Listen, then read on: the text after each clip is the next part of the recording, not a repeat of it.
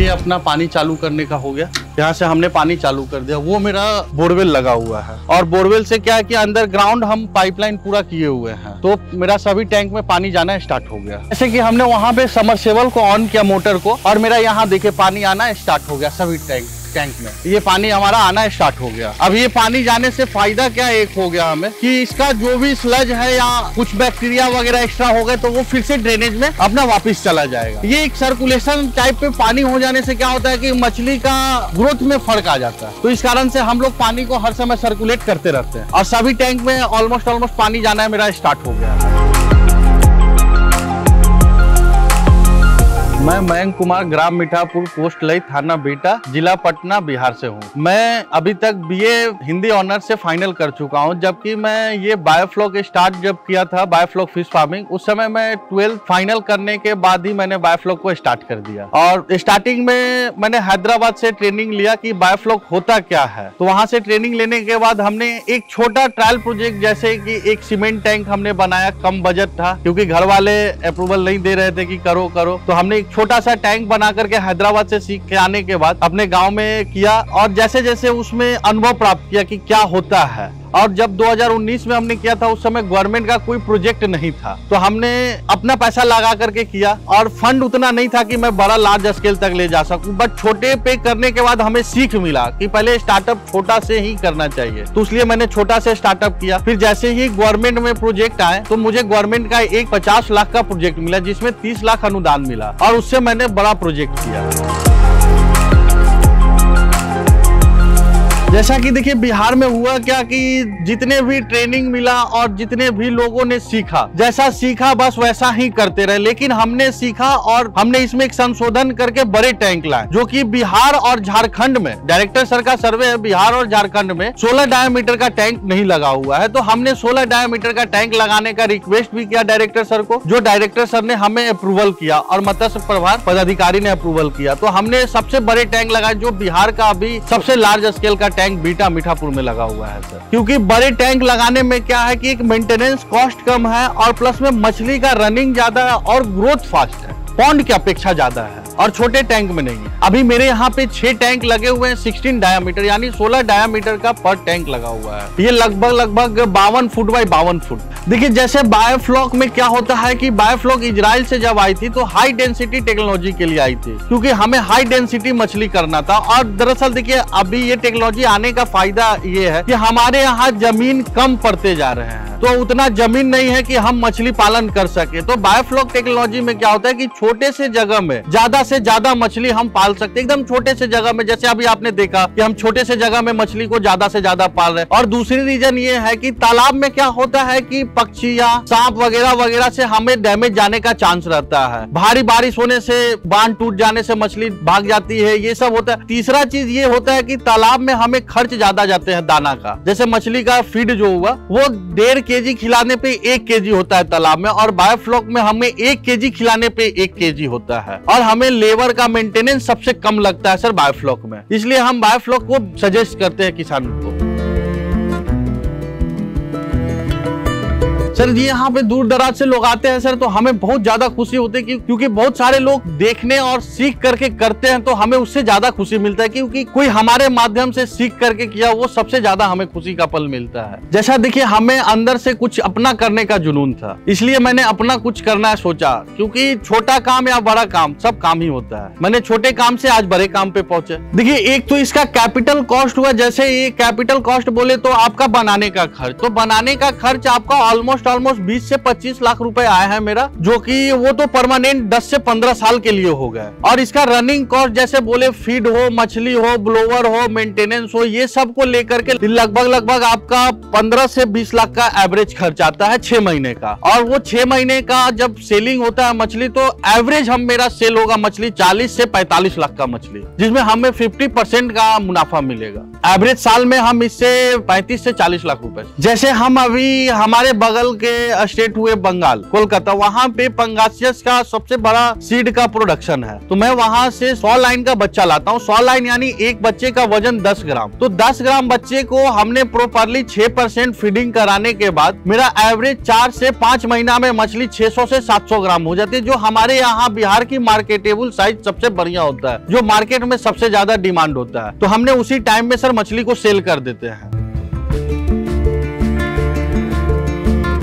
देखिए, fish farming पे हमने इस कारण से फोकस किया क्योंकि आने वाला टाइम में फिश का ज्यादा से ज्यादा डिमांड है। और सबसे बड़ी चीज मार्केट में ये देखा जाता है कि सबसे ज्यादा कौन सा चीज का हम सेल कर सकते हैं और सबसे ज्यादा किस चीज का सबसे ज्यादा मार्केट में डिमांड है। तो अभी अपने यहाँ फिश का सबसे ज्यादा डिमांड है और प्लस में रिस्क कम है और प्रॉफिट ज्यादा है। इस कारण हमने फिश फार्मिंग को चुना और इसमें गवर्नमेंट का भी अच्छा खासा सहयोग है, तो हमने फिश फार्म को चुना। और प्लस में इसका ड्यूरेशन कम है प्रोडक्शन का। जैसे बायोफ्लॉक में मछली पालन में आप ये कर सकते हैं, पंगासियस कर सकते हैं, रूपचंद कर सकते हैं, तिलापिया कर सकते हैं, कवई कर सकते हैं, सिंगी कर सकते हैं, देसी मांगुर कर सकते हैं, मुरेल कर सकते हैं। इंडियन मेजर कार्प में डिफिकल्ट हो जाता है करना, इस कारण से हम इंडियन मेजर कार्प को करने के लिए किसान भाई को मना करते हैं। अभी मेरे यहाँ पंगासियस है और कुछ रोहू कतला डाले हुए हैं ट्रायल बेसिस पे। एवरेज आपका एक मछली का खर्च 55 से 60 रुपए जाता है। जैसे कि हमने एक मछली 4 रुपए का परचेज करके लाया 10 ग्राम का, और हमें उसको बायोफ्लॉक में 1 केजी करने के लिए 1 केजी खाना खिलाना पड़ता है। तो एवरेज मेरा फीड का कॉस्ट पड़ जाता है 47 रुपए, 47 रुपए। तो 47 और 4 ऐड करते हैं तो 51 जाता है। उसके बाद मेरा पानी का खर्च हो गया, इलेक्ट्रिसिटी का खर्च हो गया, मेंटेनेंस का खर्च हो गया, ये सब को लेकर के हम 60 रुपए जाते हैं। 1 केजी मछली करने में हमें 60 रुपए का खर्च लगता है, जिसका ड्यूरेशन 5 to 6 मंथ हो जाता है। नहीं, बाजार में तो हमारे अभी तक जैसा देखे हैं कि अभी तक बेचने का समस्या नहीं है मेरे यहाँ। जितने भी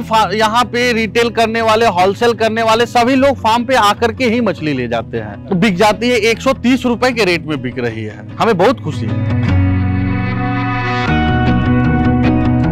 हाँ, मेरा एक भोपाल में प्रोजेक्ट है और बहुत सारे किसान हमसे जुड़ करके भी फार्मिंग कर रहे हैं, जिनको नहीं कुछ जानकारी है, नई नॉलेज है, तो मैं उनको मुफ्त में ट्रेनिंग देता हूँ। बेसिकली आप सभी जगह सुनते होंगे कि मेरे यहाँ 10,000 रुपए चार्ज है ट्रेनिंग का, मेरे यहाँ 5,000 रुपए चार्ज, लेकिन हम सभी अपने किसान भाई को फ्री ट्रेनिंग देते हैं। हमारे यहाँ जो भी आते हैं उनको मैं मुफ्त में जानकारियां देता हूँ। देखिए, हैचरी करना क्या है कि डिफिकल्ट है, इस कारण से मैं अभी हैचरी का प्लानिंग नहीं कर रहा हूँ, बट इन फ्यूचर मैं कर सकता हूँ हैचरी का और फीड प्लांट का, क्योंकि मेनली सा फोकस मेरा प्रोडक्शन पे है। क्योंकि मैं एक चीज का फोकस करूंगा तो उसको मैं सक्सेसफुल कर सकता हूं। मैं हैचरी पे भी चला जाऊं, मैं फीड प्लांट पे भी चला जाऊं, मैं वगैरह वगैरह पे चला जाऊं, तो मैं प्रोजेक्ट को सक्सेसफुल नहीं कर सकते। और जब भी प्रोजेक्ट में लगे तो उसमें टाइम दे। ऐसा नहीं कि आज हमने खोल लिया, कल दूसरा प्रोजेक्ट कर लिया, आज खोला कल पैसा नहीं आ रहा है तो बंद कर दे। नहीं, प्रोजेक्ट खोलना है, समझना है कैसे क्या बारीकी है, तभी प्रोजेक्ट चलता है। उन लोगों को मैं यही सजेस्ट करना चाहूंगा कि आप पहले बायोफ्लॉक के बारे में जाने कि एक्चुअल में बायोफ्लॉक होता क्या है। जैसे आजकल हमारे रोड छाप जैसे ट्रेनर लोग हो गए हैं, पैसा कमाने के चक्कर में बहुत सारे ट्रेनर लोग आ गए हैं, पैसा लूट रहे हैं, वहीं पे हमारे किसान लोग फंस रहे हैं। उनको गलत ट्रेनिंग मिल रहा है, उनको गलत जानकारी मिल रहा है, गलत जानकारी के कारण आज ये बायोफ्लॉक फेल हो रहा है। नहीं तो बायोफ्लॉक बहुत ही बढ़िया किस्म का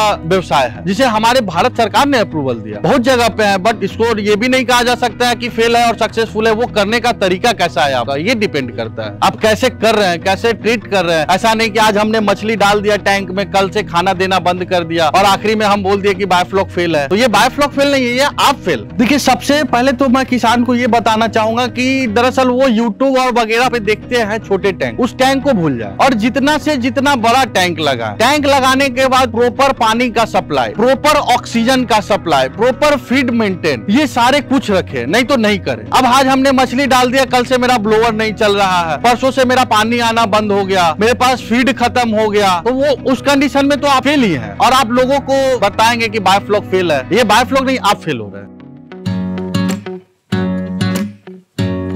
अभी मेरे यहाँ लगभग अभी 35,000 मछली रखे हुए हैं, 35,000। अभी 4 महीना कंप्लीट होने को है, तो मेरे यहाँ अभी एवरेज फीड का खर्च 15 से 16,000 रुपए पर डे का है। महीने का वही 9 से 10 लाख रुपए खर्च है। मैं किसान को यही बताना चाहूंगा कि जैसे ब्लोअर सबसे हैवी होना चाहिए, ऑक्सीजन, और टैंक बड़े होने चाहिए, और पानी का सप्लाई, और टाइम टू टाइम गाइड करे। ऐसा नहीं कि हमने टैंक लगा दिया और हम कहीं घूमने चले गए। प्रॉपर गाइड होना चाहिए टैंक पर और प्रॉपर जानकारी होना चाहिए, कैसा फ्लॉक है, फ्लॉक को मेंटेन रखना है, पीएच को मेंटेन करना है, टीडीएस को मेंटेन करना है, अमोनिया क्या है वो सारे को मेंटेन करके चलना है, तो आपको कहीं किसी प्रकार का कठिनाई नहीं होगी। जैसे देखिए हमने बायोफ्लॉक स्टार्ट किया, जैसे टैंक हमने सेटअप किया, तो सबसे पहले एक बायोफ्लॉक बैक्टीरिया होता है, तो बैक्टीरिया को हम लोग प्रोसेस करते हैं 6 से 7 दिन बाहर। प्रोसेस करने के बाद हमें उसे टैंक में डालते हैं, और टैंक में डालने के बाद क्या होता है कि बैक्टीरिया को डेवलप करने के लिए हमें कार्बन का सोर्स देना पड़ता है। तो कार्बन का सोर्स सबसे ज्यादा हमारे यहाँ गुड़ जैगरी में होता है, तो उसको टाइम टू टाइम ऐड करना पड़ता है। उस चीज को मेंटेन अगर करते हैं, और ऑक्सीजन, क्योंकि कार्बन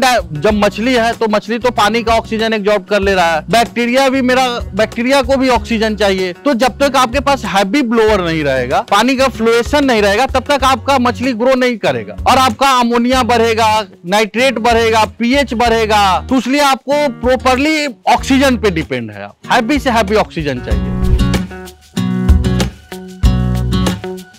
देखिए जब भी आप बायोफ्लॉक तैयार कर रहे हैं तो हैवी से हैवी मटेरियल को यूज करें। और दूसरी चीज, जो भी किसान भाई बायोफ्लॉक अगर बनाना चाहते हैं तो मैं उनको एक सजेशन दूंगा कि सेंटर में वो स्लोप मिनिमम 2 से 3 फुट का रखे, क्योंकि स्लोप नहीं होने के कारण मैंने बहुत सारे फार्मर के यहाँ ऐसा देखा कि रालम झेलम जैसा कहानी, टैंक लगा दिए, मछली डाल दिए, तो वो कॉन्सेप्ट अपना सही नहीं है सर। अगर टैंक का प्रॉपर स्लोप रहेगा तो क्या होगा, मछली फीड खाएगी। राउंड टैंक में क्या होता है कि जब एरिएशन चलता है, मछली रनिंग करती है, तो पानी का फ्लोएशन राउंड होता है। राउंड होने से क्या होता है कि वो स्लज राउंड होना स्टार्ट होता है, और मेरा टैंक स्लोप होने के कारण क्या होता है कि टोटल स्लज बीच सेंटर में चला जाता है, और मैं ड्रेनेज से उसका स्लज को मूव कर लेते हैं। और जब मैं स्लज को मूव कर लिया तो मेरे टैंक में किसी प्रकार का समस्या नहीं आएगा, ना अमोनिया बढ़ेगा, ना नाइट्रेट बढ़ेगा, ना कुछ बढ़ेगा। सबसे बड़ी डिपेंड होता है कि टैंक का आप कंस्ट्रक्शन कैसे कर रहे हैं, उसको प्रॉपर तरीका से करें। हाँ, जैसे हो क्या रहे कि बहुत सारे कंपनियां पैसा कमाने के चक्कर में फीड का क्वालिटी डाउन कर दिया है, जिससे किसान भाई को बहुत ज्यादा समस्या होती है, क्योंकि किसान को पैसा देकर के आपसे फीड खरीद रहा है, बट अब वो क्वालिटी नहीं दे रहा है, आपका फीड मछली नहीं खा रहा है, पानी गंदा हो रहा है, पानी में स्मेल हो रहा है, तो वो एक बहुत बड़ा हमारे क्षेत्र में खराबी है।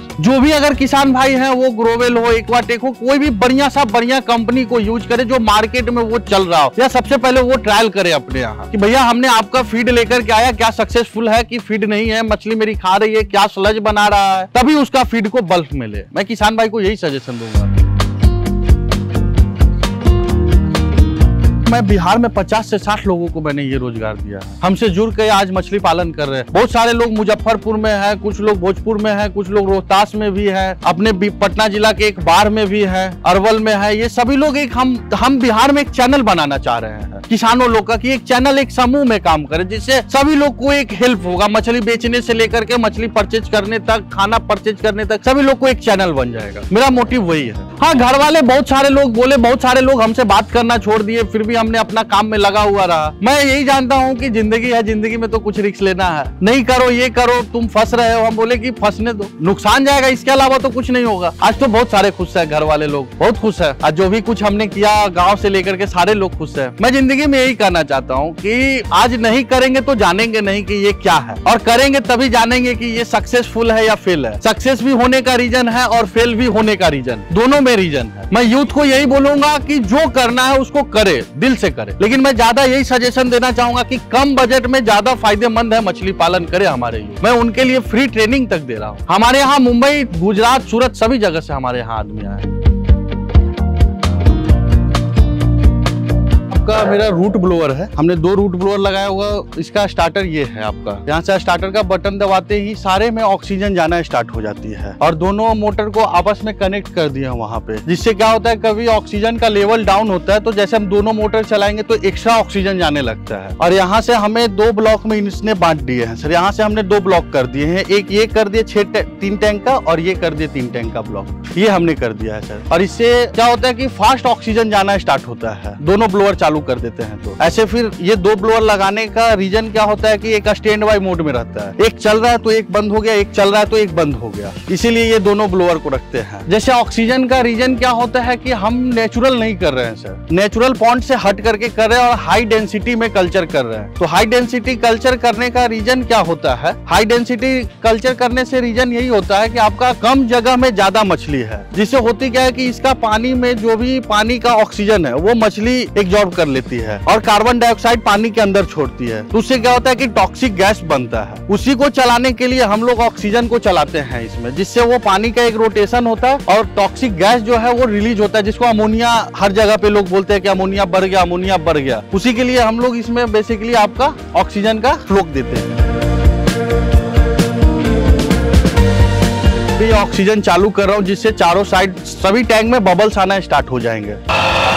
अभी आपने वहां पे ब्लोअर देखा, ऑक्सीजन जो ब्लोअर लगा हुआ था उसी का ये अंडरग्राउंड पाइपलाइन होकर के आया हुआ है और यहाँ से सभी टैंक में बल्ब लगा दिए हैं, जिससे पार्ट बाय पार्ट हम ऑक्सीजन को हर एक पार्ट में ऑक्सीजन दे सकते हैं लिटरल पाइप के थ्रू। ये कंट्रोलर होता है, जैसे हमें ऑक्सीजन कम जरूरत है तो हम इसको कम कर दिए, ज्यादा कर दिए, तो इससे क्या होता है कि जितना हमको ऑक्सीजन का जरूरत है उतना ही हम इसमें ऑक्सीजन फ्लो करते हैं। और ऑक्सीजन फ्लो कैसे होता है कि जैसे ये हवा आया और एयर ऑक्सीड ट्यूब के थ्रू हम इसमें एक एयर ऑक्सीड ट्यूब के थ्रू क्या होता है कि इसमें नैनो बबल्स हॉल रहते हैं, इसमें माइक्रो बबल जैसा हॉल रहता है, हाँ छोटे छोटे हॉल रहते हैं और ये क्या करते हैं कि हवा को एकदम तोड़ देता है, जिससे ऑक्सीजन बहुत फास्ट बनना स्टार्ट हो। जैसे ये अभी देखिए एकदम छोटा छोटा बबल बन रहा है और ये जैसे ही अंदर गया बबल बनने स्टार्ट हो गए। इससे क्या होता है कि पानी के अंदर जो भी गैस बन रहा है, मछली जैसे ऑक्सीजन ले रही है पानी के अंदर, वो तो ऊपर आकर के ऑक्सीजन ले नहीं रही है, तो पानी के अंदर ऑक्सीजन ले रही है तो अंदर में ही कार्बन डाइऑक्साइड छोड़ रही है। उससे क्या होता है कि पानी में स्मेल बन जाता है। तो ये चलने से क्या होता है कि एक तो हवा को पानी में ब्लो कर रहा है और दूसरी पानी रोटेट हो रहा है। तो उससे क्या होता है कि आपका अमोनिया मूव हो जाता है। ये जब साइज पे डिपेंड करता है, जब छोटी साइज रहती है तो ऑक्सीजन का लेवल कम रहता है, जब मछलियां धीरे धीरे बढ़ने लगती है तो ऑक्सीजन का लेवल हाई करना पड़ता है सर। वो टाइम पीरियड रहता है, जैसे हमने मछली डाला 200 लाइन का, लाइन यानी 1 किलो में 200 पीस बच्चे हुए, तो उस हिसाब से ऑक्सीजन उस टाइम कम रहते हैं फिंगरलिंग में। और जैसे जैसे मछलियां बड़ी होगी तो आपको क्या होगा कि ऑक्सीजन का फ्लो ज्यादा देना पड़ेगा, क्योंकि आपका फीडिंग का कंजप्शन ज्यादा हो रहा है, उस कारण से मछली को ऑक्सीजन हम लोग ज्यादा देते हैं। लगाने का रीजन क्या है, इसका 2 फायदा हमें मिलता है। जैसे अभी एटलीस्ट बारिश के टाइम में होता क्या है, बारिश के टाइम में होता क्या है कि अभी स्टाफ मेरा सो गया या हम सपोर्ट डेट सो गए और रात में बहुत ज्यादा बारिश होने लगा, तो टैंक में जैसे जैसे पानी का फ्लो बढ़ेगा तो यहाँ से पानी ऑटोमेटिक बाहर आने लगेगा, क्योंकि ये टैंक का एक लेवल हमने बना दिया। तो इससे क्या होता है कि टैंक में जितना भी बारिश हो, कहीं से भी एक्स्ट्रा, जैसे हमने मोटर चालू करके पानी डाल रहा है, मोटर का स्विच दबाना हमने भूल गया तो मेरा टैंक ओवरफ्लो होकर के पानी बाहर नहीं आकर के मछली मेरा नहीं मरेगा, यहाँ से पानी ओवरफ्लो हो जाएगा। अब मछली जब पानी हमें निकालना भी है तो सिर्फ इसको एक लो मेंटेनेंस है, सिर्फ इसको पाइप को हम यहाँ से घुमाते हैं और पानी निकलना स्टार्ट हो जाता है। ये मेरा पानी निकलना स्टार्ट हो गया, ये सीधे वेस्टेज तालाब में चला गया।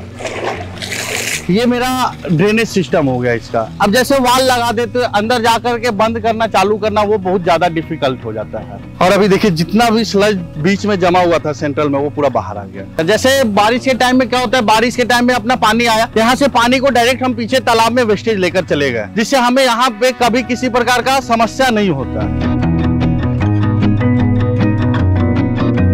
ये लगाने का रीजन, इससे मेरा 2 पर्पस हो जाता है। एक फिर क्या होता है कि जैसे पानी का एक सर्कुलेशन हम करते हैं, अपना समरसेबल चालू कर देते हैं, समरसेबल चालू कर देते हैं, उससे क्या होता है कि पानी स्टार्ट हो जाती है इसमें, और पानी जैसे जैसे इसमें जाएगा तो क्या होता है कि पानी राउंड होकर के अपना एक लेवल बना करके और ड्रेनेज से वहां से बाहर निकलने लगता है। तो उससे क्या होता है कि मेरा टैंक का स्लज जो भी है वो मूव हो जाता है सर, वो एक फायदा होता है। अभी मैं मछली पालन से एवरेज आपका 35 से 40 लाख रुपए का सालाना कर रहा हूँ, जो कि मेरा टारगेट है 1 से 2 साल में इसे हमें करोड़ टपा देना है, 1 CR टपा देना है, 1 करोड़। ये मेरा फोकस है सर। अभी मेरी उम्र 25 ईयर यानी 25 साल हो रहे हैं सर, 99 का मेरा डेट ऑफ बर्थ है। आज हमें एक अलग सा खुशी महसूस होता है कि हमारे यहाँ किसान और पदाधिकारी लोग आते हैं तो हमें एक अंदर सा फील होता है कि हमने कुछ किया, अपने आप पे एक गर्व महसूस होता है कि आज हम कुछ किए हैं। अब बहुत सब जगह पे जाते हैं, जब डायरेक्टर साहब का प्रोग्राम होता है, मंत्री जी लोग का प्रोग्राम होता है तो वहाँ पे जाते रहते हैं सर। लगभग 3-4 तो आ चुके हैं मेरे पास जर्मनी। मेरा वेबसाइट नहीं, मैं तो डायरेक्ट फोन पे कॉन्टेक्ट करता हूँ, ऐसा मैंने अभी वेबसाइट बनाया नहीं, क्योंकि मैं एक होते हैं सर कि एक हाथी के दांत दिखाने के होते हैं और एक हकीकत होते हैं सर, तो हम हकीकत पे हैं। हम करके किसान को चाहते हैं कि डायरेक्ट नहीं, आप आकर के सीखिए, एक्चुअल में देखिए कि होता क्या है। 200 से 500 लोग को मैंने अभी तक ट्रेनिंग दे चुके हैं और जो लोग कर रहे हैं अभी हमारे टच में जितने भी फार्मर है वो कर रहे हैं। मेरा संपर्क नंबर है 7870851107। अब कभी भी हमें फोन कर सकते हैं और मैं किसान के कारण फोन को 24 घंटा अपने पास रखता हूँ, क्योंकि कोई किसान मछली डाले हुए है कि कभी किसी प्रकार का समस्या आ जाए तो मैं उसको क्विक रिप्लाई दे सकूं।